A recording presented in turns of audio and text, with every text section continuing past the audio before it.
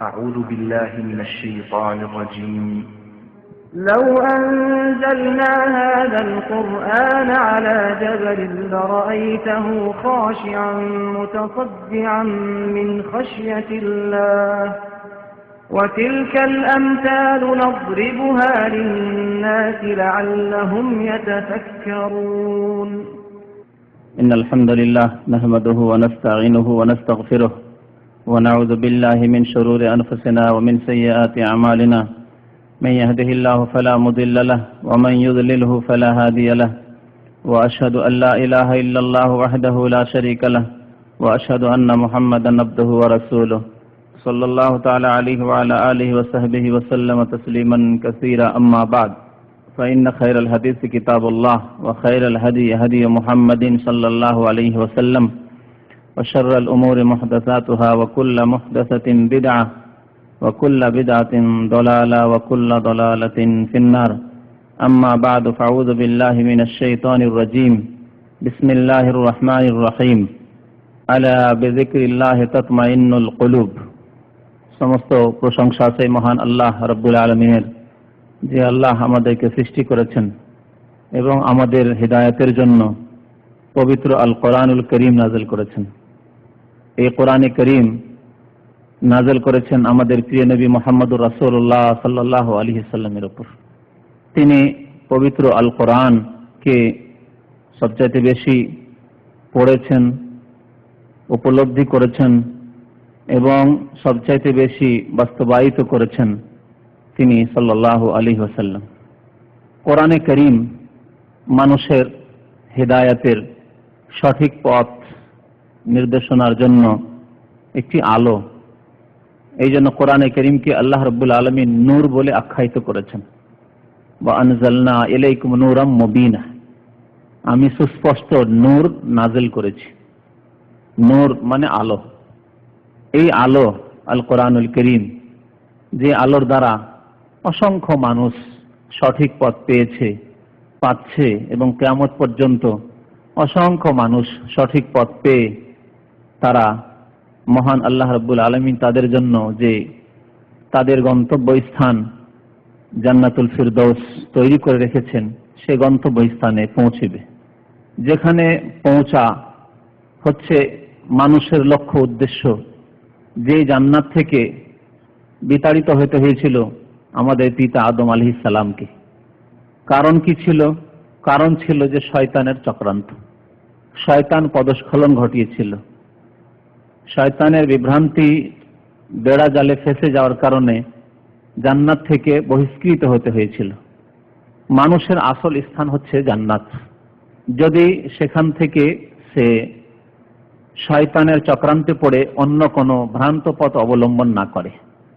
এই জন্য আল্লাহ প্রথম আদম আলাইহিস সালামকে সৃষ্টি করার পরে জান্নাতেই স্থান দান করেছিলেন, এ কথা জানিয়ে দেওয়ার জন্য যে তোমাদের আসল স্থান হচ্ছে জান্নাত।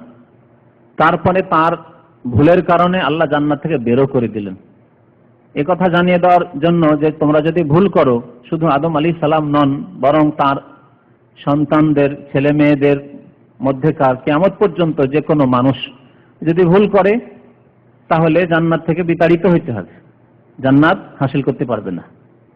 এ কথা আমাদের জানিয়ে দেওয়া হয়েছে আদম আলাইহিস সালামের এই জীবনী, এই ঘটনার মাধ্যমে। এই কোরআনে কারীমের মাধ্যমে আল্লাহ রাব্বুল আলামিন আমাদেরকে এই আসল গন্তব্যস্থান, যেখানে আবার আমরা ফিরে যেতে পারবো, যেখান থেকে গুনাহের কারণে বিতাড়িত হতে হয়েছে আমাদের পিতা আদম আলাইহিস সালামকে, পৌঁছিতে পারবো যদি কোরআনে কারীমকে আমরা আমাদের হিদায়াত এবং সঠিক পথ প্রদর্শনের জন্য আমরা গাইড বুক হিসাবে, আসমানি সিলেবাস হিসাবে গ্রহণ করতে পারি। এই কোরআনে কারীমের ফজিলত রয়েছে অপরিসীম, যা কোরআনে কারীমে এবং প্রিয় নবী মুহাম্মদুর রাসূলুল্লাহ সাল্লাল্লাহু আলাইহি ওয়াসাল্লামের হাদিসে বিস্তারিতভাবে বর্ণিত হয়েছে। আজকে তার কিছু অংশ আপনাদের সামনে পেশ করব, যে কোরআনে কারীমের মর্যাদা, তার ফজিলত, এই কোরআন দিয়ে আল্লাহ রাব্বুল আলামিন কিভাবে মানুষকে সম্মানিত করেন বা করেছেন, তা আমরা বোঝার চেষ্টা করব। কোরআনে কারীম হচ্ছে শান্তির উৎস, মানুষের মনের শান্তি, মানুষের দৈহিক শান্তি, মানুষের দুনিয়া এবং আখিরাতের শান্তির উৎস হচ্ছে কোরআনে কারীম। আল্লাহ রাব্বুল আলামিন কোরআনে কারীমকে অনেকগুলি আয়াতে আল্লাহর জিকির বলে আখ্যায়িত করেছেন। আল্লাহর জিকির, যেহেতু কোরআনে কারীমের মাধ্যমে আল্লাহকে মানুষ স্মরণ করে, এই পথ কোরআনে কারীম যেই পথ প্রদর্শন করেছে সেই পথ অবলম্বন করার পরেই আল্লাহকে স্মরণ করতে পারে মানুষ। কোরআনে কারীমকে আল্লাহ উপদেশ জিকির বলে আখ্যায়িত করেছেন এবং এই কোরআনে কারীমের হেফাজত সুরক্ষার জন্য আল্লাহ স্বয়ং দায়িত্ব নিয়েছেন। ইন্না নাহনু নাযালনা যিকরা ওয়া ইন্না লাহু লাহাফিজুন, নিশ্চয় আমি জিকির নাযিল করেছি। আল্লাহ কোরআন নাযিল করেছে, এখানে জিকির বলা হয়েছে। ইন্না নাহনু নাযালনা যিকরা, জিকির কোরআনে কারীম উপদেশ, আল্লাহ উপদেশ নাযিল করেছেন। ওয়া ইন্না লাহু লাহাফিজুন, এবং নিশ্চয়ই আমি তার হেফাজত করব, তার সুরক্ষা করব। কাকে দিয়ে করবেন, কিভাবে করবেন, কোন জামানায় কাদের মাধ্যমে আল্লাহ কোরআনের হেফাজত করবেন, আল্লাহ রাব্বুল আলামিন ভালো জানেন। কোন জাতির মধ্য থেকে আল্লাহ রাব্বুল আলামিন কোরআনের খাদেম বেছে নেবেন, মনোনীত করবেন, সেটি আল্লাহর কাজ। আল্লাহ রাব্বুল আলামিনের পৃথিবীতে যেভাবে সমস্ত কাজ সম্পাদিত হচ্ছে আল্লাহ রাব্বুল আলামিনের আদেশে শুধু কুন হও হয়ে যাচ্ছে, ফায়াকুন। তেমনি আল্লাহ রাব্বুল আলামিন কোরআনে কারীমের হেফাজত করবেন যেইভাবে হোক না কেন। এই জিকির অর্থাৎ আল্লাহ রাব্বুল আলামিনের কিতাব আল কোরআনুল কারীম, এ হচ্ছে মানুষের শান্তির উৎস। অনেকগুলি ফজিলতের দিক রয়েছে, এক একটি করে দিক সংক্ষেপে বয়ান করি, যেহেতু আমাদের কাছে আজকাল সময় কম, রাত হচ্ছে ছোট, আর আমরা এই দিনের কথা শুনবো, শোনার পরে যদি ফজরে না জাগতে পারি তো বড়ই ত্রুটি, যেহেতু ফজর নামাজের জন্য জাগা ফরজ কাজ, আর সেই ফরজ যদি আমরা কমপ্লিট না করতে পারি, অর্থাৎ 5 ওয়াক্ত নামাজ যদি ঠিকভাবে কায়েম না করতে পারি জামাত সহ, তাহলে আমাদের ঈমান দুর্বল, আমাদের ঈমানের ত্রুটি রয়েছে, আমাদের আমলে ফাসিকি রয়েছে, আল্লাহ এবং রাসূলের বিরুদ্ধাচরণ রয়েছে।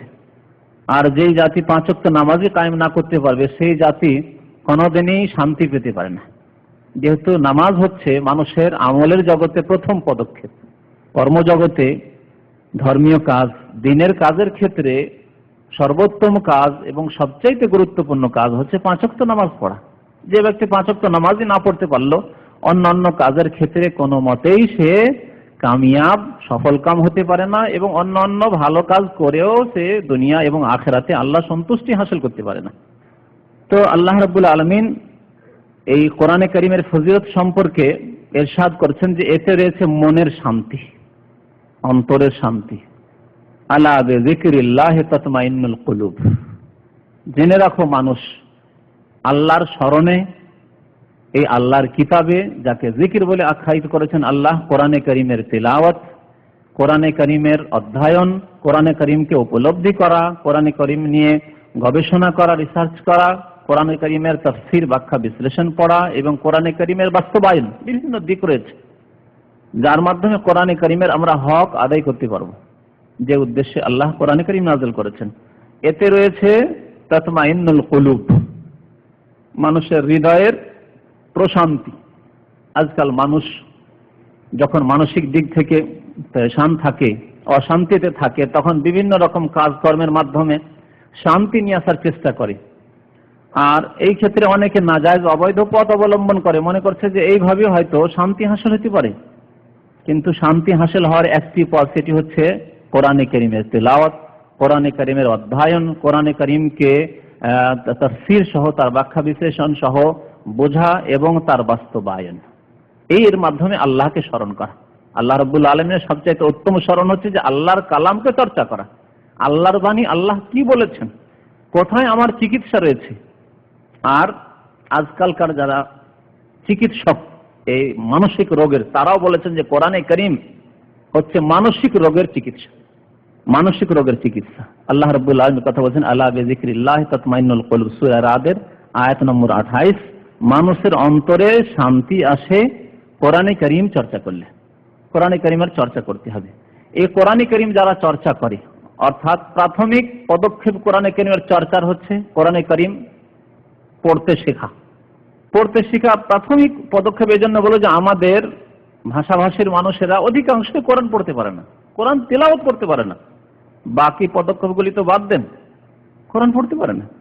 কোরআনের তেলাওয়াত শেখা শুদ্ধ উচ্চারণের সাথে, এবং তারপরে কোরআনে কারীম চর্চা করা, তার অর্থ বোঝা, তাফসীর বোঝা, আল্লাহ কি সম্বোধন করেছেন, আল্লাহর বাণী, এই বাণী মানুষকে সম্বোধন করার জন্য আল্লাহ নাযিল করেছেন। ইয়া আইয়ুহান নাস, ইয়া আইয়ুহাল্লাযীনা আমানু, হে ঈমানদার মানুষেরা, হে মানব জাতি, আল্লাহ সম্বোধন করেছেন। কি বলতে চেয়েছেন আল্লাহ জানার চেষ্টা করলাম না, তার তরজমা, তাফসীর, ব্যাখ্যা, বিশ্লেষণ জানা, এবং তারপরে তার প্রতি বিশ্বাস করে ঈমান নিয়ে এসে তার বাস্তবায়ন করা। ঈমান আছে বলি তো কোরআনে কারীম আমরা তেলাওয়াত শিখবো, পড়তে শিখবো। ঈমান আছে আমাদের, কিন্তু ঈমান থেকে আমরা তেলাওয়াত জানি না, আমরা তার তরজমা তাফসীর পড়ি না, আল্লাহ কি বলেছেন কিছুই জানলাম না, এবং আমলের ক্ষেত্রেও আমরা দুর্বল। এই কোরআনে কারীম যারা চর্চা করে, যারা পড়ে, পড়ায়, অথবা তার সাথে সাথে যারা কোরআনে কারীমের তরজমা তাফসীর বোঝে এবং তা অধ্যয়ন করে, তাদের জন্য এই কোরআনে কারীম সুপারিশ করবে। প্রিয় নবী মুহাম্মদ রাসূলুল্লাহ সাল্লাল্লাহু আলাইহি ওয়াসাল্লামের একটি হাদিস রয়েছে, সহিহ মুসলিমের হাদিস, ইকরাউল কোরআন, তোমরা কোরআন পাঠ করো, কোরআন পড়ো। ফাইন্নাহু ইয়াতি ইয়াউমাল কিয়ামাতি শাফিআন লিআসহাবিহি, কারণ এই কোরআনে কারীম কিয়ামতের দিনে আসবে তোমাদের সাথে, কোরআনে কারীম আসবে শাফিআন লিআসহাবিহি। কিভাবে আসবে? যে ব্যক্তি কোরআন পাঠ করে, কোরআন তেলাওয়াত করে, কোরআনের চর্চা করে, কোরআনের তরজমা তাফসীর পড়ে এবং আমল করে, তার জন্য সুপারিশকারী হিসাবে। শাফিআন লিআসহাবিহি, কোরআন তেলাওয়াতকারীর জন্য, কোরআন অধ্যয়নকারীর জন্য সুপারিশকারী হিসাবে আসবে। কোরআন আল্লাহর দরবারে সুপারিশ করবে যে হে আল্লাহ, একে জাহান্নামে যেতে দেব না, আল্লাহ তোমার কাছে অনুমতি চাই, তোমার কাছে সুপারিশ করি, এই কোরআন চর্চা করেছে, কোরআন তেলাওয়াত করেছে, কোরআনের উপর আমল করেছে, একে আমি জান্নাতে নিয়ে যাব। কোরআনে কারীম সুপারিশ করবে। কোরআনে কারীম যারা পড়ে এবং যারা পড়ায়, সে তেলাওয়াত করাক, হেফজ করাক, মুখস্থ করুক, অথবা তার সাথে সাথে কোরআনে কারীমের তাফসীর পড়ুক অথবা পড়াক, এক কথায় কোরআনের সাথে যাদের সম্পর্ক, হেফজের দিক দিয়ে হোক, তেলাওয়াতের দিক দিয়ে হোক, তার তরজমা তাফসীর পড়ার দিক দিয়ে হোক, বা পড়ানোর দিক দিয়ে হোক, শিক্ষক হোক বা ছাত্র হোক, এইসব ক্ষেত্রে, এবং তার সাথে সাথে কোরআনের বাস্তবায়ন করে, আমল করে কোরআনের উপর। আল্লাহ যা কোরআনে বলেছেন মানুষকে সম্বোধন করে, মানুষের জন্য বিধিবিধান যে নাযিল করেছেন তার বাস্তবায়ন করে, তাদেরকে আল্লাহ রাব্বুল আলামিন সর্বোত্তম জাতি বলেছেন। সর্বোত্তম জাতি, বিশেষ করে কোরআন যাদের সবসময় চর্চা, কোরআন পড়ে অথবা পড়ায়, কোরআনে তাফসীর পড়ে অথবা পড়ায়। খায়রুকুম মান তাআল্লামাল কোরআন ওয়া আল্লামাহ, সর্বোত্তম খায়রুকুম, তোমাদের মাঝে ওই সব লোকেরা যারা মান তাআল্লামাল কোরআন, কোরআন শেখে অথবা শেখায়, কোরআন শিখে অথবা কোরআনের শিক্ষা দান করে। সহিহ বুখারীর হাদিস। এর চাইতে ভালো জাতি পৃথিবীতে নেই যা কোরআন শিখে এবং শেখায়। এবং বারবার এক কথায় রিপিট করছি না যে কোরআন শিখে এবং শিখার এর অর্থ কি, শুধু তেলাওয়াত না, যেমন এক শ্রেণীর মানুষের এখানে আরো স্মরণ করিয়ে দেওয়ার প্রয়োজন যে আমার দেশে কোরআনে কারীমটাকে শুধু তেলাওয়াতের কিতাব হিসাবে এক শ্রেণীর লোকেরা ধরে নিয়েছে, যে কোরআনে বেশি বেশি তেলাওয়াত করতে পারলেই, বেশি বেশি খতম করলেই কোরআনের হক আদায় হয়ে গেল। না, একটি হক, এটি কোরআন একটি হক আদায় হলো তেলাওয়াতের ক্ষেত্রে। বাকি কথাগুলি যে বারবার আমি বলেছি, একবারে বেশি বলা হয়েছে, সেগুলি খেয়াল রাখবেন, আর সেগুলিকে খেয়াল রেখে কোরআনের হক আদায় করতে হবে। তাহলে খায়রুকুম, তোমাদের মধ্যে উত্তম ব্যক্তি ওরা যারা কোরআন শেখে অথবা অন্যকে শিক্ষাদান করে। কোরআন যারা তেলাওয়াত করে, যেই বাড়িতে তেলাওয়াত হয়, যেই সমাজে যেই পরিবেশে তেলাওয়াত হয়, যেই কারে যেই গাড়িতে কোরআনের তেলাওয়াত হয়, গান বাজনা শোনে না, গাড়িতে বসলে কোরআন তেলাওয়াত শোনে বা শোনায় লোকদেরকে, বাড়িতে কোরআন তেলাওয়াত হয় সকাল সন্ধ্যা, নিজে তেলাওয়াত করে, ছেলে মেয়েদেরকে তেলাওয়াত করায়, বাড়িতে কোরআনের তেলাওয়াত হয়। যেই বাড়িতে কোরআনে কারীম আল্লাহর কিতাবের তেলাওয়াত হয়, আল্লাহর কিতাব পাঠ হয়, আল্লাহর কিতাবের চর্চা হয়, তরজমা তাফসীর হয়, সেই বাড়িতে শয়তান অবস্থান করতে পারে না। কোরআনে কারীমের বৈশিষ্ট্য হচ্ছে, গুণ হচ্ছে, ফজিলত হচ্ছে যে শয়তানকে বিতাড়িত করে সেই পরিবেশ থেকে, সেই সমাজ থেকে, সেই বাড়ি থেকে, যেই সমাজে, যেই পরিবেশে, যেই বাড়িতে কোরআনে কারীমের তেলাওয়াত হয়। এই ক্ষেত্রে বিশেষভাবে সূরা বাকারার কথা পেয়ে নবী মুহাম্মদ রাসূলুল্লাহ সাল্লাল্লাহু আলাইহি ওয়াসাল্লাম ইরশাদ করেছেন সহিহ মুসলিমের হাদিসে, লা তাজালু বুয়ুতাকুম মাকাবিরা, তোমরা তোমাদের বাড়িগুলিকে কবরস্থানে পরিণত করো না, তোমাদের বাড়িগুলিকে কবরস্থানে পরিণত করো না। এর অর্থ কি? এর অর্থ হচ্ছে যে কবরস্থানে কোরআন তেলাওয়াত করা যায় না, তোমাদের বাড়িগুলিকে কবরের মতো করিও না, যে কবরস্থানে যেমন কোরআন তেলাওয়াত হয় না কখনো বা নিষিদ্ধ, ওই রকম তোমরা বাড়িতেও কোরআন তেলাওয়াত করবে না, এইরকম যাতে না হয়। এই হাদিস আমাদের দেশের এক শ্রেণীর বিদআতপন্থীদের খণ্ডনের জন্য যথেষ্ট এই হাদিসে এই টুকরো। তারা করে কি, কোরআন খানি করে কবরস্থানে গিয়ে। এক শ্রেণীর বিরোধীরা করে কি, যে বাড়িতে বসে বসে কোরআন খানি করে, আর এই কোরআনের সওয়াবটুকু বকশিয়ে দিল ওই মৃত ব্যক্তিকে, আর ওকে জান্নাতে পাঠায় কোরআনকে বক্সানোর মাধ্যমে। এক শ্রেণীর লোকেরা তো এরকম বাড়িতে বসে বসে তেলাওয়াত। আর এক শ্রেণীর লোকেরা তামু টামু নিয়ে, খাবার দাবার নিয়ে, ডাল চাল নিয়ে বসে যায় কবরের কাছে। আছে এরকম একদল, 3 দিন 7 দিন কবরের কাছে বসে আছে তাদের হাফেজরা, মোল্লারা, আর কোরআন তেলাওয়াত করছে, আর কাছে থেকে বক্সাচ্ছে। বাড়ি থেকে কেন, দূর থেকে কেন বক্সাবে? কবরের কাছে বসে বসে কোরআন তেলাওয়াত করে বক্সাচ্ছে, মানে কোরআনের সওয়াব পৌঁছাচ্ছে ওখান থেকে সরাসরি, একবারে ডাইরেক্ট, কোনো মাধ্যমের ভায়ার প্রয়োজন নেই। সব বিদআত। কবরস্থান কোরআন তেলাওয়াতের জায়গা নয়। লা তাজআলু বুয়ুতাকুম মাকাবিরা, তোমাদের ঘরগুলিকে কবরে পরিণত করবে না, অর্থাৎ কবরের মতো করবে না যে ঘরেও তেলাওয়াত হয় না, যেমন কবরস্থানে তেলাওয়াত হয় না। বরং তোমরা বেশি বেশি ঘরে তেলাওয়াত করবে, কোরআন পাঠ করবে, কোরআনের চর্চা করবে। ইন্নাশ শায়তানা ইয়ানফিরু মিনাল বাইতিল্লাযী তুকরাউ ফীহি সূরাতুল বাকারাহ, নিশ্চয় শয়তান সেই বাড়ি থেকে পলায়ন করে। ইয়ানফিরু, শয়তান পলায়ন করে, থাকতেই পারে না শয়তান সেই বাড়িতে যেই বাড়িতে সূরা বাকারা নিয়মিত পাঠ করা হয়। সূরা বাকারা নিয়মিত পাঠ করা হয়। আরেকটি কথা মনে আছে, যেখানে আল্লাহর ফেরেশতা, রহমতের ফেরেশতা থাকেন, সেখানে শয়তান থাকতে পারেন। কোরআন তেলাওয়াত হলে আল্লাহর রহমতের অসংখ্য ফেরেশতা হাজির হন। শুধু সূরা বাকারা হোক, অন্য বিশেষ করে সূরা বাকারা ফজিলত রয়েছে, কিন্তু সূরা বাকারা ছাড়াও কোরআন তেলাওয়াত যেই বাড়িতে হয়, সেই বাড়িতে শয়তান স্থান নিতে পারে না, যেহেতু আল্লাহর রহমতের ফেরেশতার স্থান সেখানে। আরো নবী করিম সাল্লাল্লাহু আলাইহি ওয়াসাল্লাম আয়াতুল কুরসি সম্পর্কে বলেছেন, ইযা আওয়াইতা ইলা ফিরাশিকা, যখন তুমি তোমার বিছানায় আসবে ঘুমাবার জন্য, ফাকরা আয়াতুল কুরসি, তখন আয়াতুল কুরসি পড়ে নেবে। আয়াতুল কুরসি আমাদের অধিকাংশ মানুষের মুখস্থ, কিন্তু অনেকে গাফেল, ঘুমাবার সময় দুনিয়ার চিন্তা করতে করতে ঘুমিয়ে গেলাম, ইচ্ছা করে হয়তো ছেড়ে দিয়ে ঘুমান না, কিন্তু অনিচ্ছাকৃত খেয়ালই হলো না যে আয়াতুল কুরসি পড়ে ঘুমাই না। একটু খেয়াল রাখেন যে আমাকে ঘুমাবার পূর্বে আয়াতুল কুরসি পড়ে ঘুমাইতে হবে, সূরা ইখলাস, নাস, ফালাক পড়ে ঘুমাইতে হবে। কিছু নিজের ডিউটি, ওজিফা বলা হয় এগুলোকে, ডিউটি। আর এগুলি হচ্ছে কোরআন সুন্নাতের ওজিফা, অর্থাৎ হাদিস সম্মত সুন্নত মোতাবেক এগুলি হচ্ছে দোয়া, বা এগুলি হচ্ছে আপনার হেফাজতের পদক্ষেপ, যেগুলি নবী করিম সাল্লাল্লাহু আলাইহি ওয়াসাল্লাম আমাদেরকে দান করেছেন।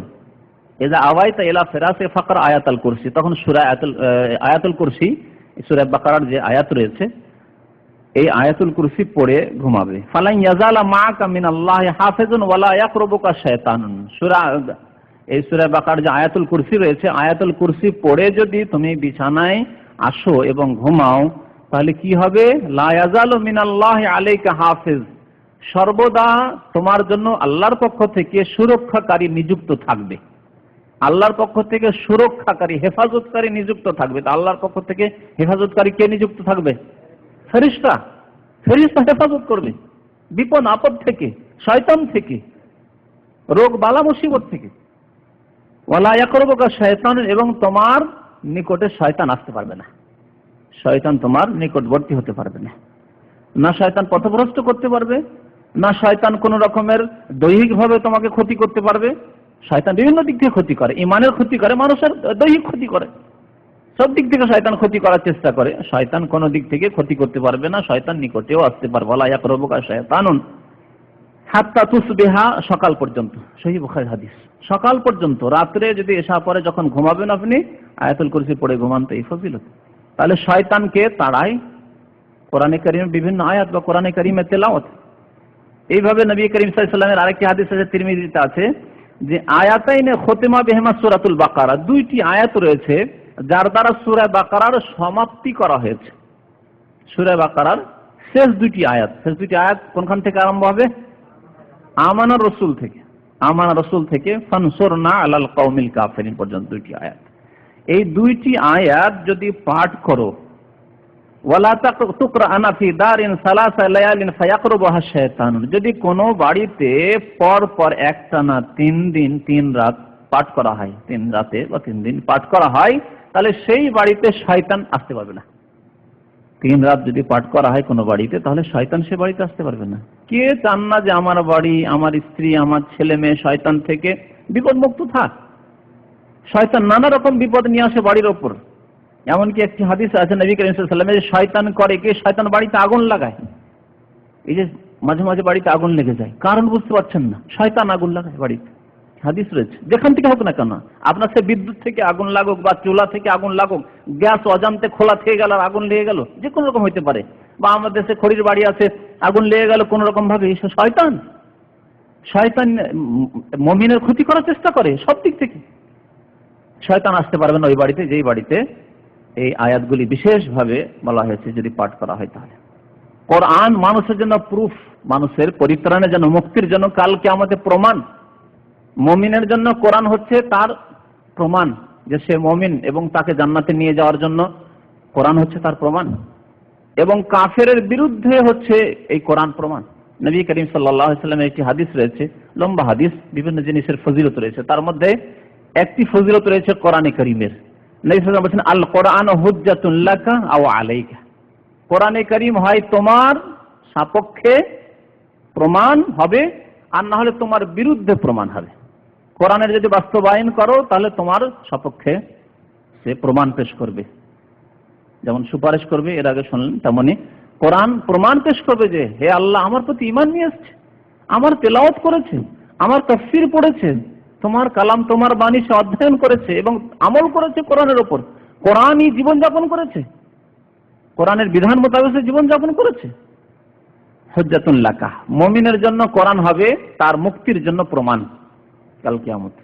আও আলাইকা, যে কাফের কোরআনকে অস্বীকার করলো, বা সে যে মুনাফিক কোরআনের উপর সন্দেহ করলো, যে কোরআন থেকে বিমুখ হলো, কাফেরও নয় মুনাফিকও নয়, কিন্তু কোরআনের দিকে কোনোদিন ধাবিত হলো না, এ হচ্ছে মুরিদ, বিমুখ, কোরআন বিমুখ।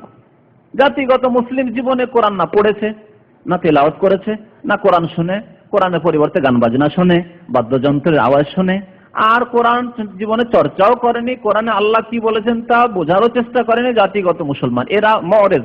যদি এদের কাফেরও না বলি, এরা মুনাফিকও নয়, এরা হচ্ছে মুরিদ, কোরআন বিমুখ। কোরআন একদিকে ডাকে, অন্যদিকে সে মুখ করে আছে, কোরআনের উল্টো দিকে তার কিবলা, কোরআন যেদিকে আহ্বান করে সেদিকে তার কিবলা নাই। তো এদের বিরুদ্ধে কোরআন কাল কিয়ামতে সাক্ষী দেবে এবং এদের বিরুদ্ধে প্রমাণ হবে কোরআন, আল্লাহ এই তোমার বাণী আল কোরআন, যে আমি এই কোরআনের উপর আমল করেনি, তারা কোরআনের বাস্তবায়ন করেনি। এই জন্য কোরআন মানুষকে সম্মান দান করে, কোরআনের মাধ্যমে আল্লাহ রাব্বুল আলামিন মানুষকে সম্মান দান করেছেন এক শ্রেণীর মানুষকে, আর এক শ্রেণীর মানুষকে লাঞ্ছিত করেছেন। একটি হাদিসে রয়েছে যে ইন্নাল্লাহা ইয়ারফাউ বিহাযাল কিতাবি আকওয়ামান ওয়া ইয়াদাউ বিহি আখারিন, নিশ্চয় আল্লাহ এই কোরআন দিয়ে এক শ্রেণীর মানুষকে সম্মানিত করেন, অনেকে সম্মানিত হয়েছে, হচ্ছে এবং হবে কিয়ামত পর্যন্ত, দুনিয়াতেও এবং পরকালে। দুনিয়া তো ক্ষণস্থায়ী জীবন, তারপরেও দুনিয়াতেও আল্লাহ রাব্বুল আলামিন সম্মানিত করেন এই কোরআন দিয়ে মানুষ, পরকালে সম্মানিত করবেন এই কোরআনের মাধ্যমে এক শ্রেণীর মানুষকে, ওয়া ইয়াদাউ বিহি আখারিন, এবং আরেক শ্রেণীর মানুষকে আল্লাহ লাঞ্ছিত করবেন এই কোরআন দিয়ে। লাঞ্ছিত করেছেন, লাঞ্ছিত করছেন এবং লাঞ্ছিত করবেন দুনিয়াতেও এবং পরকালেও। কোরআনে কারীম দিয়ে কিভাবে আল্লাহ সম্মানিত করছেন অনেক ঘটনা রয়েছে এই ক্ষেত্রে। একজন ডোমের ছেলে ছিল, একজন মেথরের ছেলে, একজন ধুবির ছেলে, কাফের ছিল, কোরআনের প্রতি ঈমান নিয়ে আসলো, কালেমা লা ইলাহা ইল্লাল্লাহ মুহাম্মাদুর রাসূলুল্লাহ শাহাদাত দান করলো, তারপরে কোথা থেকে কোথায় সে পৌঁছে গেল, যেখানে তার এই মানবাধিকার ছিল না যে সে গিয়েও তার মন্দিরে পূজা করবে।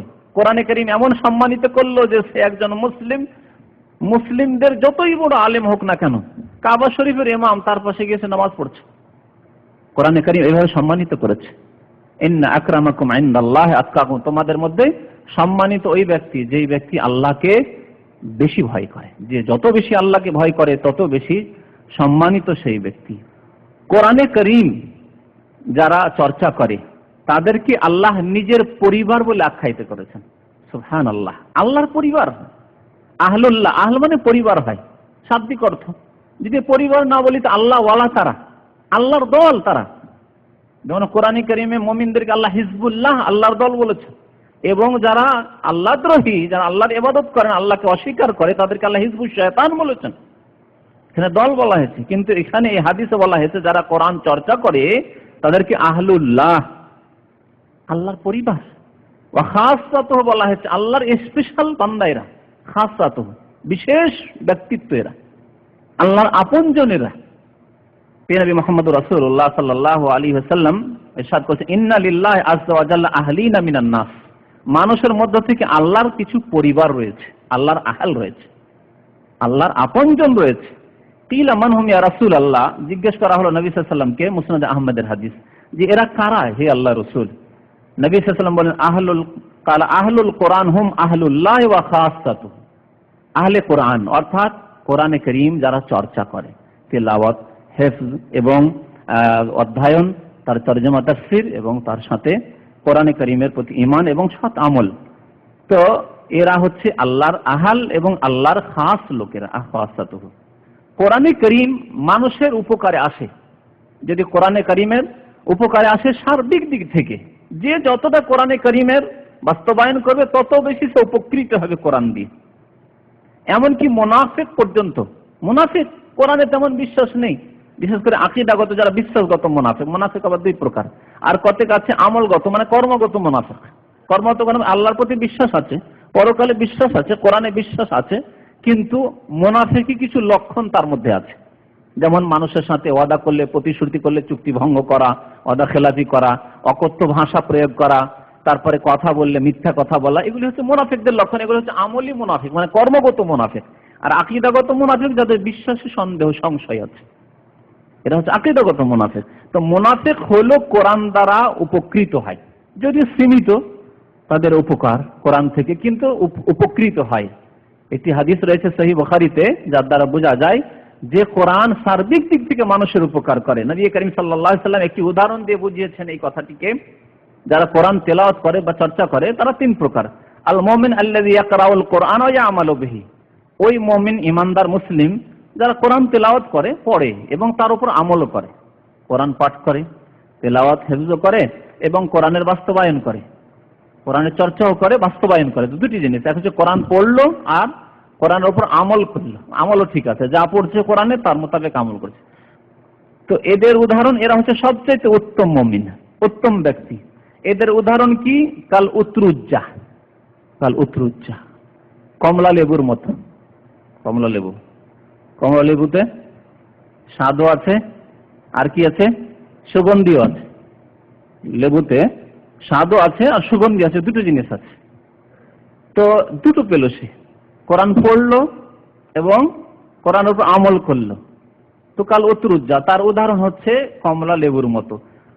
তা'মুহা তাইয়্যিবুন ওয়া রিহুহা তাইয়্যিবুন, তার যে স্বাদ রয়েছে স্বাদটি অত্যন্ত সুন্দর, তাইয়্যিব, ওয়া রিহুহা তাইয়্যিব, এবং তার সুগন্ধি যা আছে সুগন্ধিও ভালো। কোরআন রয়েছে পর্দার কথা, করণীয় যা রয়েছে তা করে, যা বর্জনীয় হারাম করেছেন আল্লাহ, অপছন্দ করেছে তা সে অপছন্দ করে এবং সে হারাম মনে করে এবং তার থেকে দূরে থাকে। তো কোরআনের উপর আমল করলো। এদের উদাহরণ হচ্ছে এইরকম কমলা লেবুর মতো, তার স্বাদও ভালো এবং তার সুগন্ধিও ভালো। ওয়াল মুমিন আল্লাযী লা ইয়াকরাউল কোরআন ওয়া ইয়ামালু বিহি কাত্তামারা, আর সে মুমিন আছে যে কোরআন পাঠ করে না, এত ব্যস্ত ব্যবসা বাণিজ্য এই সেই দুনিয়াদারিতে, যে কোরআন না তেলাওয়াত করে, না কিছু হেফজ করলো, না কোরআনের তাফসীর পড়লো, তবে কোরআনের উপর আমল করে, ওই শুনে শুনে আমল করে কোরআনের উপর, নামাজ পড়ে, রোজা করে, হজ করে, যাকাত করে, গুনাহ থেকে বেঁচে থাকে, যা করণীয় করে, কোরআনে যা রয়েছে বর্জনীয় তা করে না। কিন্তু কোরআন পাঠ করার, কোরআন চর্চা করার সময় নেই তার কাছে, করে না। ঈমান রয়েছে কোরআনের উপর, আমল করে, কিন্তু কোরআনের তেলাওয়াত বা চর্চার অভাব রয়েছে। তার উদাহরণ কি? কাত্তামারা, খেজুরের মতো।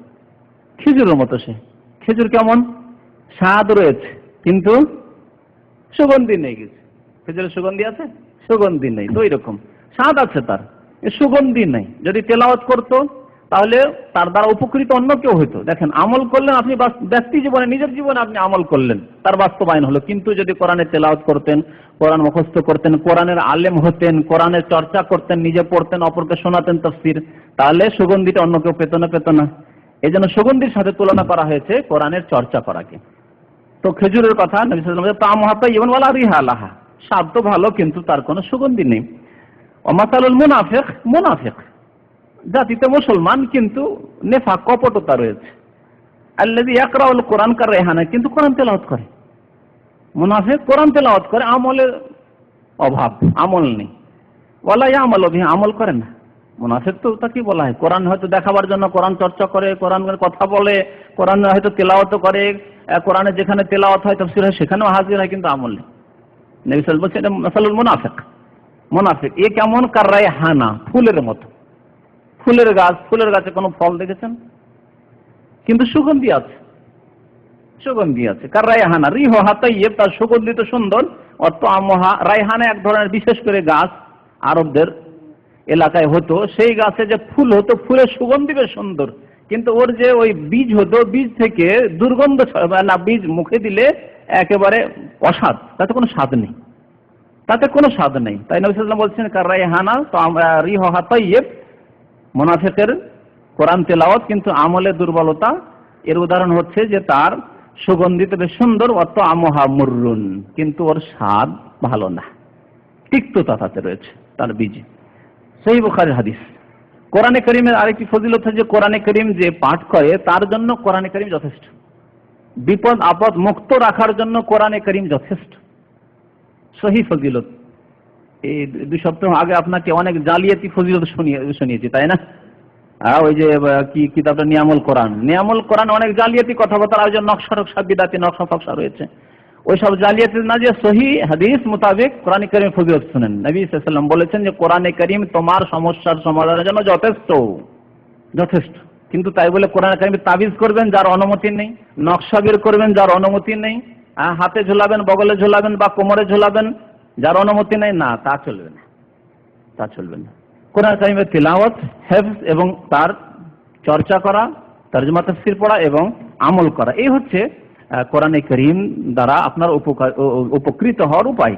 তো কোরআনে কারীম মানুষের জন্য যথেষ্ট। এই ক্ষেত্রে নবী করিম সাল্লাল্লাহু আলাইহি ওয়াসাল্লাম সূরা বাকারার শেষ 2 আয়াত সম্পর্কে বুখারী ও মুসলিম শরীফের হাদিসে একটি হাদিস রয়েছে, ইরশাদ করছেন নবী সাল্লাল্লাহু আলাইহি ওয়াসাল্লাম, মান কারা আয়াতাইন মিন আখির সূরাতিল বাকারা, যে ফি লাইলাতিন, কোন ব্যক্তি যদি কোন রাতে সূরা বাকারার শেষ 2 আয়াত পাঠ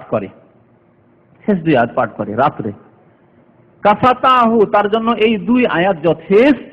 কাফাতাহু, যথেষ্ট।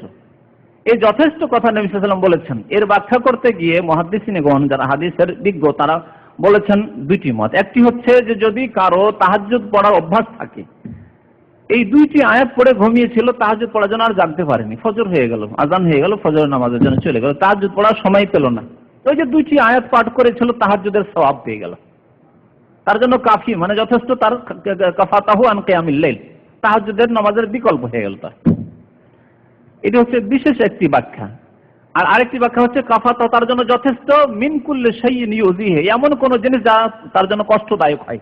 রাতে কোন জিনিস যদি সাপ কষ্ট দিতে আসে, বিচ্ছু তাকে কষ্ট দিতে পারে, কোন শত্রু চোর ডাকাত তাকে কষ্ট দিতে পারে, তার কোন শত্রু কষ্ট দিতে পারে, শয়তান কষ্ট দিতে পারে, মানুষ শয়তান, জিন শয়তান কষ্ট দিতে পারে, এই সব জিনিস থেকে হেফাজতের জন্য যথেষ্ট কাফাতাহু। তাহলে কোরআনে কারীম যারা পাঠ করে তাদের হেফাজতের জন্য এই কোরআনে কারীম যথেষ্ট। এই কোরআনে কারীমের তেলাওয়াত আল্লাহর এক বিরাট নিয়ামত, যে নিয়ামতের জন্য ঈর্ষা করার কথা নবী সাল্লাল্লাহু আলাইহি ওয়াসাল্লাম হাদিসে বলেছেন। এক হচ্ছে হিংসা করা হারাম। হিংসা কাকে বলা হয়? হিংসা বলা হয় যে কোন কাউকে আল্লাহ কোন নিয়ামত দান করেছেন, আরে আল্লাহ ওকে কেন দিয়েছে, ওর ধ্বংস হয়ে যেত, আমি পেতাম যদি, এটি হচ্ছে হিংসা, হাসাদ, এটি হারাম। নবী সাল্লাল্লাহু আলাইহি ওয়াসাল্লাম কঠোর শাস্তির কথা বলেছেন হাসাদ, হিংসার ক্ষেত্রে। হিংসা হারাম। একজন ভালো চাকরি বাকরি করছে, যথেষ্ট সুখে রয়েছে, পাকা বাড়ি দিয়ে নিচ্ছে, আর আপনি পাকা বাড়ি করতে পারছেন না, আর রাস্তায় ফিরে বেড়াচ্ছেন, ভালো, হিংসা একেবারে ভর্তি। আমি একই গ্রামের মানুষ, একই সাথে লেখাপড়া করলাম, ও এত উন্নতি করলো আর আমি কিছুই করতে পারলাম না, দিল কেন আল্লাহকে? যেন আল্লাহর এই দানের উপর আপনার অভিযোগ রয়েছে, কেন আল্লাহ দিলে? এই জন্য চরম অপরাধ হিংসা করা, কাবিরা গুনাহ, হিংসা করা হারাম। তবে জায়েজ কোনটি? জায়েজ হচ্ছে যদি আপনি আল্লাহর কাছে আকাঙ্ক্ষা করেন, আল্লাহ তাকে ধন দিয়েছে, তাকে জ্ঞান দিয়েছে, তাকে আল্লাহ অনেক কিছুই দিয়েছে, সে অনেক কাজ করছে, যদি আল্লাহ আমাকেও দিতে তাহলে আমি তার দ্বারা তোমার সন্তুষ্টির কাজ করতাম, কিন্তু তার কাছ থেকে কেড়ে নিয়ে নাই, আল্লাহ তাকে কেন দিলে, আমাকে দিতে ওকে কেন দিলে, এটা হচ্ছে হিংসা, হারাম। কিন্তু তার কাছেও থাক, আল্লাহ তাকে দিয়েছে, ভালো কথা, আল্লাহ আমাকেও যদি সেই রকম দিত তাহলে আমিও এই কাজগুলি, ভালো কাজগুলি করতাম। গিবতা হাদিসে বলা হয়েছে একে, আরবি ভাষা গিবতা মানে ওই রকম আকাঙ্ক্ষা করা, একজন নিয়ামত প্রাপ্ত হয়েছে, তার মতো নিয়ামত পেলে আমিও ভালো কাজ করতাম। তো একে নবী করিম সাল্লাল্লাহু আলাইহি ওয়াসাল্লাম কোরআনের শিক্ষার ক্ষেত্রে এই ঈর্ষা করতে, অন্যের মতো আশা করতে আল্লাহর কাছে, এটিকে ভালো মনে করেছেন এবং জায়েজ বলে আখ্যায়িত করেছেন। তাহলে বোঝা যাচ্ছে যে কোরআনের জ্ঞান হাসিল করা আল্লাহর বড় নিয়ামত, এই জন্য আশা আকাঙ্ক্ষা করা যে আল্লাহ ওকে দিয়েছে, আমাকেও যদি দিতে। নবী করিম সাল্লাল্লাহু আলাইহি ওয়াসাল্লাম এই ক্ষেত্রে বলেছেন, সহিহ বুখারী মুসলিম হাদিস রয়েছে, লা হাসাদা ইল্লা ফি ইসনাতাইন, ঈর্ষা করা অন্যের মতো আকাঙ্ক্ষা করা জায়েজ নেই, তবে ইল্লা ফি ইসনাতাইনি, দুইটি ক্ষেত্রে জায়েজ রয়েছে, বা পছন্দনীয় নয়, তবে দুইটি ক্ষেত্রে। একটি হচ্ছে যে রাজুলুন আতাহুল্লাহ ইলমান, আল্লাহ একজন মানুষকে দ্বীনের জ্ঞান দিয়েছেন, কোরআনের জ্ঞান দান করেছেন, আর সেই জ্ঞান মোতাবেক সে কোরআন শিখাচ্ছে এবং সে চর্চা করছে, নিজে আমল করছে, চর্চা করছে এবং অন্যকে শেখাচ্ছে, যে শিখেছে সে শেখাচ্ছে। তো যদি আল্লাহর কাছে আশা করা যায় যে আল্লাহ আমাকে যদি এরকম জ্ঞান দান করতে, তো আমিও মানুষকে দিতাম, আমিও মানুষকে কোরআন শেখাতাম, আমিও মানুষকে তোমার কথা, তোমার রাসূলের কথা শেখাতাম, আমিও কোরআনের তাফসীর মানুষকে শোনাতাম, মানুষকে দ্বীনের দিকে দাওয়াত দিতে আহ্বান করতাম। এই যদি আকাঙ্ক্ষা করা যায়, এ কথা না নিয়ত করে যে আল্লাহ ওকে কেন দিলে, তাহলে ভালো জিনিস। তাহলে বোঝা যাচ্ছে যে কোরআনের এই নিয়ামত বড় নিয়ামত। আর আরেকটি দ্বিতীয় ক্ষেত্র, সেটি হচ্ছে আল্লাহ যদি কাউকে ধন সম্পদ দিয়ে থাকে আর আশা আকাঙ্ক্ষা করে যে আল্লাহ আমাকে ওই রকম দিতে, ওর কাছে থাক, আল্লাহ তুমি পছন্দ করেছো তাকে দিয়েছো, আল্লাহ আমাকেও দিতে, তাহলে তোমার রাস্তায় আমি ব্যয় করতাম, তোমার রাস্তায় খরচ করতাম, এই উদ্দেশ্যে। তো এই দুই ক্ষেত্রে জায়েজ রয়েছে। বাকি অন্য ক্ষেত্রে যদি আল্লাহ সন্তুষ্টির উদ্দেশ্য না থাকে, আল্লাহ ওকে দিয়েছে আমাকে দিলে আমি পাকা বাড়ি করতাম, আমি একটা গাড়ি কিনতাম, তাহলে এগুলি অপছন্দনীয়। আর যদি হিংসা করা হয় যে আল্লাহ ওকে কেন দিলে এইরকম গাড়ি আমাকে দিতে, তাহলে হারাম, হাসাদ। কোরআনে করিম যারা চর্চা করে তাদেরকে দুনিয়া এবং আখিরাতে আল্লাহ উঁচু মর্যাদা দান করেন। এই ক্ষেত্রে একটি হাদিস বলেছে, কোরআনে করিমের একটি আয়াত রয়েছে এই ক্ষেত্রে। আল্লাহ রাব্বুল আলামিন ইরশাদ করেছেন যে অমিনাল লাইলি ফাতাহাজ্জাদ বিহি নাফিলাতান লাকা আসা আন ইয়াবআসাকা রাব্বুকা মাকামান মাহমুদা। সূরা বনী ইসরাঈল আয়াত নম্বর 79 তে ইরশাদ করেছেন অমিনাল লাইলি ফাতাহাজ্জাদ বিহি। নবী সাল্লাল্লাহু আলাইহি ওয়াসাল্লামকে আল্লাহ তাহাজ্জুদ পড়তে আদেশ করেছেন, এই রাতে নবী তুমি তাহাজ্জুদ পড়ো, নাফিলাতান লাকা, যদিও নফল নামাজ, তোমার এতে মর্যাদা বাড়বে। নাফিলাতান লাকা, ফরজ পড়ে তো ফরজ থেকে মুক্তি পেলেন, ফরজ আদায় করলেন, আল্লাহ যে ফরজ ডিউটি দিয়েছিলেন, নাফিলাতান লাকা, এতে আমার মর্যাদা বাড়বে, নম্বর বাড়বে। আসা আন ইয়াবআসাকা রাব্বুকা মাকামা মাহমুদা, তো আল্লাহ রাব্বুল আলামিন তোমাকে প্রশংসার স্থানে পৌঁছে দিতেন, মাকামে মাহমুদ, এমন স্থানে আল্লাহ পৌঁছে দিবেন যে স্থান হচ্ছে প্রশংসনীয় স্থান, যেখানে পৌঁছলে মানুষ সবাই প্রশংসা করে। মাকামে মাহমুদের তাফসীর নবী করিম সাল্লাল্লাহু আলাইহি ওয়াসাল্লাম বিশেষ ভাবে কাল কিয়ামতে নবী সাল্লাল্লাহু আলাইহি ওয়াসাল্লামকে আল্লাহ দান করবেন। যারা তাহাজ্জুদ পড়ে তারা বেশি বেশি তেলাওয়াত করে, বিশেষ করে নবী করিম সাল্লাল্লাহু আলাইহি ওয়াসাল্লাম যে তাহাজ্জুদের সুন্নাত তরিকা দিয়েছেন যে দীর্ঘক্ষণ ধরে তেলাওয়াত করা, এই তাহাজ্জুদের নামাজের মাধ্যমে দীর্ঘক্ষণ ধরে তেলাওয়াত করা, নবী সাল্লাল্লাহু আলাইহি ওয়াসাল্লামকে আল্লাহ কি ফজিলত দান করতেন যে আল্লাহ তোমাকে মাকামে মাহমুদে পৌঁছাবে। মাকামে মাহমুদের কাল কিয়ামতে যে তাফসীর হবে নবী সাল্লাল্লাহু আলাইহি ওয়াসাল্লামের জন্য, সেটি হচ্ছে আল্লাহ এমন এক মর্যাদা দান করবেন যেখানে গিয়ে সিজদায় অবনত হবেন এবং নিজের উম্মতদের জন্য আল্লাহর কাছে সুপারিশ করবেন জান্নাতে নিয়ে যাওয়ার জন্য, জান্নাতে নিয়ে যাওয়ার জন্য সুপারিশ করবেন। এবং এমন একটি মর্যাদা নবী সাল্লাল্লাহু আলাইহি ওয়াসাল্লাম বলেছেন যে এই মাকামে মাহমুদ আমাকে ছাড়া অন্য কাউকে দেওয়া হবে না, একজন বান্দাকে দেওয়া হবে। ওয়া আরজু আন আকুনা হুয়া, আমি আশা করি যে সেই বান্দা আমি, যাকে মাকামে মাহমুদ এই প্রশংসনীয় স্থান দান করা হবে। এটি হচ্ছে নবী করিম সাল্লাল্লাহু আলাইহি ওয়াসাল্লাম সম্পর্কে তাফসীর। কিন্তু যারা কোরআনের চর্চা করবে, তাহাজ্জুদ পড়লো, কোরআন তেলাওয়াত করলো, তাদের জন্য আল্লাহ প্রশংসার স্থান রেখেছেন, প্রশংসার মর্যাদা রেখেছেন, এমন মর্যাদা যে মর্যাদার জন্য সবাই প্রশংসা করবে তার, দুনিয়াতে এবং আখিরাতে। এমন আল্লাহ ইজ্জত সম্মান দান করবেন যে সবাই প্রশংসা করবে যে মাশাআল্লাহ, দেখো আল্লাহ এই পর্যায়ে ওই লোকটিকে পৌঁছেছেন। আবার কাল কিয়ামতে এমন স্থানে আল্লাহ পৌঁছাবেন জান্নাতে, সবাই প্রশংসা করবে, এই লোকটি কত উঁচু মর্যাদা হাসিল করছে, ব্যাপারটি কি এরকম, এই মর্যাদা কিভাবে তার হাসিল হলো। তো আল্লাহ রাব্বুল আলামিন কোরআন তিলাওয়াত এবং এই তাহাজ্জুদের ইবাদতের মাধ্যমে আল্লাহ প্রশংসনীয় স্থানে মানুষকে পৌঁছাবেন। কোরআন তেলাওয়াত মানুষকে অন্ধকার থেকে আলোর দিকে নিয়ে যায়। সত্যিকার যদি কোরআন তেলাওয়াত করেন আন্তরিকতার সাথে এবং বুঝে, তাহলে ডেলি যে আপনি দুটি আয়াত, 4টি আয়াত, 10টি আয়াত, এক রুকু, 2-4-10 পেজ বা এক পারায় আপনি বা একটি সূরা তেলাওয়াত করলেন, তাতে যতটুকু আপনি তেলাওয়াত করবেন তরজমা তাফসীর বুঝে, আপনার ঈমান কি তাজা হবে না? অবশ্যই হবে। আল্লাহর কথা সত্য, ওয়াইযা তুলিয়াত আলাইহিম আয়াতুহু যাদাতুহুম ঈমানা, যখন কোরআন তেলাওয়াত করা হয় মুমিনদের উপর, মুমিনদের লক্ষণ হচ্ছে যে তাদের ঈমান বৃদ্ধি পায়। সত্যিকার যখন আল্লাহর আযাবের কথা, আল্লাহর নিয়ামতের কথা, মুমিনদের আল্লাহ সুখময় যে স্থান রেখেছেন তার কথা, কাফেরদের জন্য যে দুনিয়া এবং আখিরাতে আল্লাহ রাব্বুল আলামিন বরবাদি রেখেছেন, পতন রেখেছেন, তার কথা পড়বেন, অনেক ঘটনাবলী পড়বেন, আল্লাহর কুদরতের কথা পড়বেন, ঈমান অবশ্যই সতেজ হবে। তো আল্লাহ রাব্বুল আলামিন মানুষকে এর মাধ্যমে অন্ধকার থেকে আলোর দিকে নিয়ে যাবেন। মানুষের মধ্যে ত্রুটি থাকলে ত্রুটি মুক্ত হবে, তওবা করবে। যখনই পড়বেন আল্লাহর আযাবের কথা, তখনই আপনি ভয় করবেন আল্লাহর আযাবকে। যখন আল্লাহর নিয়ামতের কথা পড়বেন, তখন আল্লাহর নিয়ামতের ভাবিতে হবে যে এই নিয়ামত কেমন করে হাসিল করব। যখনই পড়বেন আল্লাহর রহমতের কথা এবং তওবার কথা, যে আল্লাহ তওবা কবুল করেন, তখন তওবা করবেন, উৎসাহিত হবেন, নিজেকে উৎসাহিত করবেন তওবার জন্য। এইভাবে মানুষ অন্ধকার থেকে আলোর দিকে যাবে যদি কোরআন চর্চা করে। এই ক্ষেত্রে কোরআনে কারীমে আল্লাহ রাব্বুল আলামিন সূরা ইব্রাহিমের প্রথম আয়াতে ইরশাদ করেছেন যে কোরআনে কারীম আল্লাহ নাযিল করেছেন লিইখরিজান নাসা মিনাজ যুলুমাতি ইলান নূর, মানুষকে অন্ধকার থেকে আলোর দিকে নিয়ে যাওয়ার জন্য। অন্ধকার থেকে আলোর দিকে নিয়ে যাওয়ার জন্য আল্লাহ কোরআন নাযিল করেছেন। আর কোরআন আমাদের মাঝে রয়েছে, আমাদের বাড়িতে রয়েছে, তারপর অন্ধকারেই যদি পড়ে থাকি, তার মানে কোরআনের চাহিদা, কোরআনের দাবি, কোরআনের যে হক আমরা পূরণ করি না, যার ফলে কোরআন দিয়ে আমরা অন্ধকার থেকে আলোর দিকে যেতে পারছি না। যেই পরিবেশে কোরআন তিলাওয়াত হয় সেখানে আল্লাহর রহমতের ফেরেশতা, অসংখ্য ফেরেশতা উপস্থিত হন। নবী করিম সাল্লাল্লাহু আলাইহি সাল্লামের একটি হাদিস রয়েছে, বড় হাদিস, এবং একটি ঘটনা রয়েছে। ওসাইদ বিন হুযায়র রাদিয়াল্লাহু তাআলা আনহু একদিন রাতে কোরআন তেলাওয়াত করছিলেন। সহিহ বুখারীতে এই ঘটনাটি রয়েছে। তেলাওয়াত করছেন, সূরা কাহাফ তেলাওয়াত করছিলেন। সবাই ঘুমিয়ে গেছে, একাই তেলাওয়াত করছেন। পাশে একটি ঘোড়া বাঁধা ছিল, আর তার একটি ছোট ছেলেও ঘুমিয়েছিল পাশে। যখনই তেলাওয়াত করেন তো ঘোড়াটি নড়াচড়া শুরু করে, কুদতে শুরু করে। অবাক হচ্ছেন, আবার থেমে যাচ্ছেন, তখন ঘোড়া থেমে যাচ্ছে। আবার যখন তেলাওয়াত আরম্ভ করছেন সেই ঘোড়া তখন আবার লাফাতে শুরু করছে। ব্যাপারটি কি? শেষ পর্যন্ত ভয় পেলেন যে এত যদি লাফালাফি করে ঘোড়া, তো হতে পারে যে ঘোড়া তো আর সে বুঝবে না যে ছেলে শুয়ে আছে তাই চড়তে হবে না, যদি বাচ্চার উপর চড়ে নেয় তাহলে তো অসুবিধা। আর সেই যুগে তো এরকম বড় সড়ো ঘর ছিল না, ছোট ছোট কুড়ে ঘর, তাতে সাহাবায়ে কেরাম বাস করতেন। ওসাইদ বিন হুযায়র রাদিয়াল্লাহু তাআলা শেষ পর্যন্ত কোরআন তেলাওয়াত বন্ধ করে দিলেন। সকাল হলো, নবী করিম সাল্লাল্লাহু আলাইহি সাল্লামকে শুনি, ইয়া রাসূলুল্লাহ, রাত্রে এরকম কোরআন তেলাওয়াত করছিলাম, আমরা যখনই কোরআন তেলাওয়াত আরম্ভ করছি তা আমার ঘোড়াও লাফাতে শুরু করছে। বারবার এরকম দেখলাম, শেষ পর্যন্ত ভয় পেয়ে গেলাম যে আমার বাচ্চাটাকে চেপে না দিই পা দিয়ে, যার ফলে আমি কোরআন তেলাওয়াত বন্ধ করে দিলাম। নবী করিম সাল্লাল্লাহু আলাইহি সাল্লাম সেই সময় বলেছিলেন তিলকাল মালাইকাতু কানাত তাসতামিউ লাক, কারণ হচ্ছে এই যে ফেরেশতাদের দল এসেছিল যারা এই কোরআন শুনছিল, তোমার তাসতামিউ লাকা, তোমার কোরআন শুনছিল।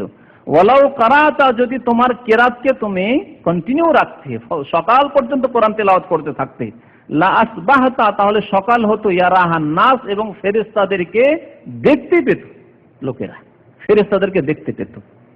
সে হাদিসে রয়েছে যে তিনি বেরিয়ে একবার দেখলেন যে বাইরে, দেখছেন বাইরে মনে হচ্ছে যে যেমন মেঘলা আকাশ থাকে, ওই মেঘের মতো আকাশ চারিদিক থেকে ঘিরে রয়েছে। বুঝতে পারলেন না ব্যাপারটা কি।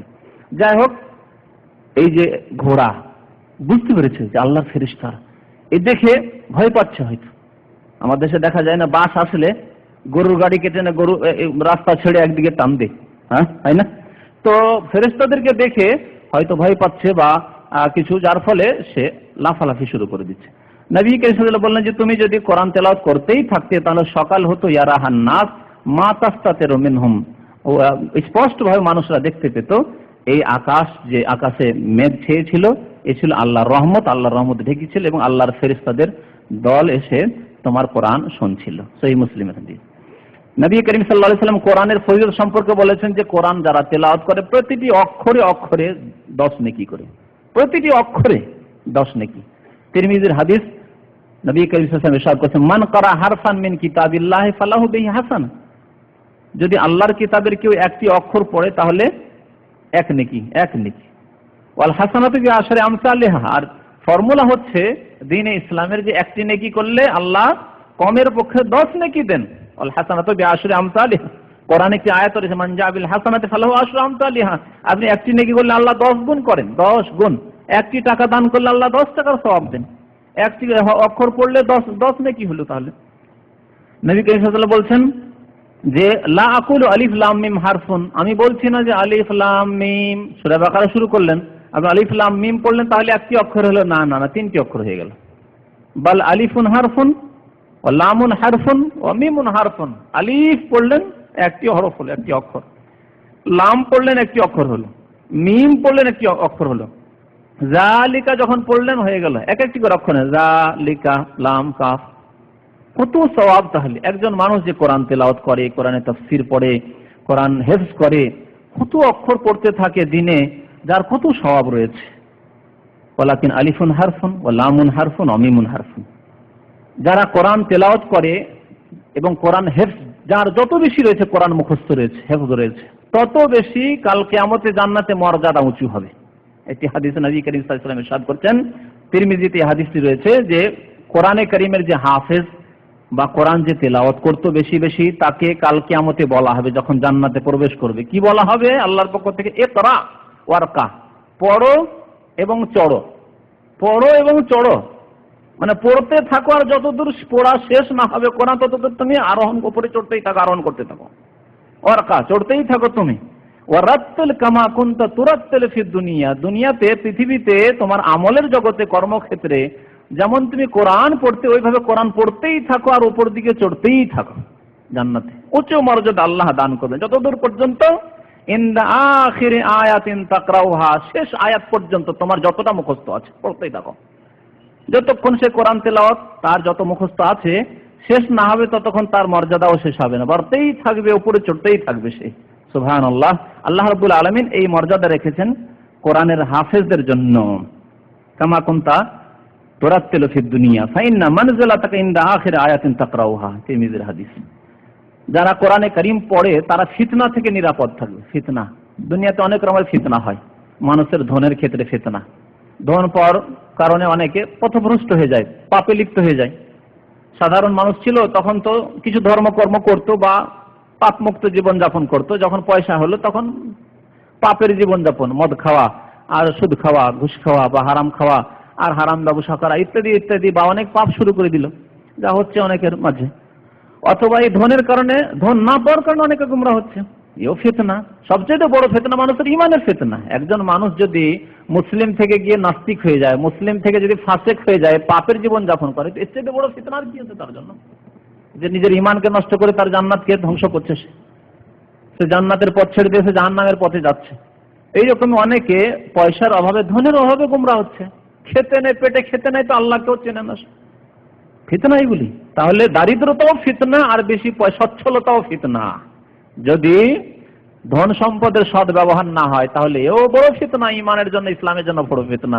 আর দারিদ্রতাও বড় ফিতনা, ইমানের ফিতনা। এছাড়া দুনিয়াতে অনেক রকমের ফিতনা রয়েছে, শারীরিক ফিতনা রয়েছে, পারিবারিক ফিতনা রয়েছে, সামাজিক ফিতনা রয়েছে, আর্থিক ফিতনা রয়েছে, বিভিন্ন রকমের। মানুষ আজকাল ফিতনায় নিমজ্জিত হচ্ছে, মানুষের জীবনে অনেক রকমের ফিতনা রয়েছে। সবচেয়ে বড় ফিতনা, যেই ফিতনার কথা নবী করিম সাল্লাল্লাহু আলাইহি ওয়াসাল্লাম বলেছেন, সে হচ্ছে দাজ্জালের ফিতনা। যেই ফিতনা থেকে নবী করিম সাল্লাল্লাহু আলাইহি ওয়াসাল্লাম প্রতিটি নামাজের শেষ তাশাহুদে, দুরুদের পরে, তাশাহুদ এবং দুরুদের পরে আল্লাহর কাছে কি চাইতেন? পানাহ চাইতেন। ওয়া নাউযু বিকা মিন ফিতনাতিল মাসিহিদ দাজ্জাল, হে আল্লাহ, এই দাজ্জাল মাসিহিদ দাজ্জাল সারা পৃথিবীতে বিচরণ করবে এবং প্রত্যেক মানুষকে গোমরাহ করে পথভ্রষ্ট করবে, এক হাতে জান্নাত আর এক হাতে জাহান্নাম দেখাবে। আল্লাহ, এই ফিতনা হচ্ছে সবচেয়ে বড় ফিতনা, ঈমান ইসলাম লুটে নেওয়ার ফিতনা।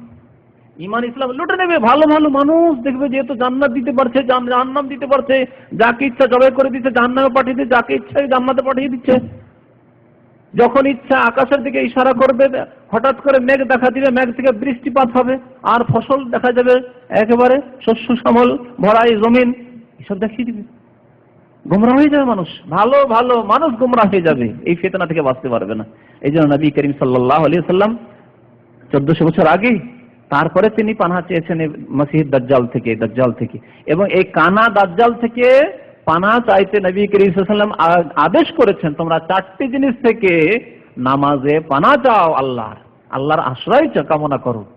দাজ্জালের ফিতনা থেকে বেঁচে থাকা অসম্ভব। নবী করিম সাল্লাল্লাহু আলাইহি ওয়াসাল্লাম এই ক্ষেত্রে মক্কা মদিনার ফজিলতের কথা বলেছেন যে সারা পৃথিবীতে এই দাজ্জাল ঢুকবে এই দুটি শহর ছাড়া, মক্কা আর মদিনায় প্রবেশ করতে পারবে না এই দাজ্জাল। তো এই দাজ্জালের ফিতনা থেকেও মাহফুজ থাকবে, নিরাপদ থাকবে যে ব্যক্তি কোরআন তিলাওয়াত করে, যে ব্যক্তি কোরআন মুখস্থ করে, যে ব্যক্তি কোরআনের প্রতি আমল করে, কোরআনের চর্চা করে। নবী করিম সাল্লাল্লাহু আলাইহি ওয়াসাল্লাম ইরশাদ করেছেন, মান হাফিজা 10 আয়াত মিন আউয়াল সূরাতিল কাহফ ওয়াসিমা মিন ফিতনাতিদ দাজ্জাল। মুসলিমের হাদিস।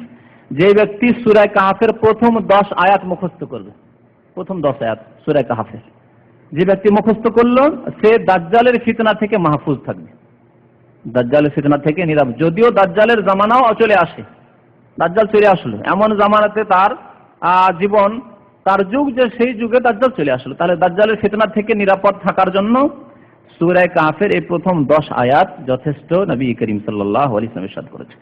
যে ব্যক্তি কোরআন তেলাওয়াত করে, যদিও কষ্ট হয় পাঠ করতে, তার বড় সওয়াব রয়েছে। কোরআন যারা তেলাওয়াত করে তারা দুই শ্রেণীর। এক শ্রেণীর মানুষ আছে যে কোরআন তেলাওয়াত এত সুন্দর করে শিখেছে যে খুব সহজ, কোরআন তেলাওয়াত করছে যেমন পানি, পাত্র থেকে পানি ঢালতে যেমন কোনো কষ্ট হয়, পানি পড়ছে কষ্ট হচ্ছে না। মুখ যদি খোলা থাকে পাত্রে তাহলে পানি পড়ছে, কোনো কষ্ট নেই। ওই রকম কোরআন তেলাওয়াত হচ্ছে যেন মাতৃভাষার মতো। আর যারা অল্প স্বল্প কোরআন পড়েছে, উচ্চারণ করতে কষ্ট হচ্ছে, তার মাতৃভাষা আরবি নয়, আর এক একটি আরবি উচ্চারণ করতে বড়ই কষ্ট হচ্ছে। জিম আর জায়ের তফাৎ, দাল আর জাল আর জয়ের তফাৎ, এই তফাৎ অনেকেই করতে পারে না, তারপরে কষ্ট করে কোরআন তেলাওয়াত করছে, যেহেতু তার দিন, তার কিতাব, তার দিনের কিতাব কোরআনে করিম। কোরআনে করিমের তেলাওয়াতের ফজিলত রয়েছে, কোরআনে করিম চর্চার ফজিলত রয়েছে।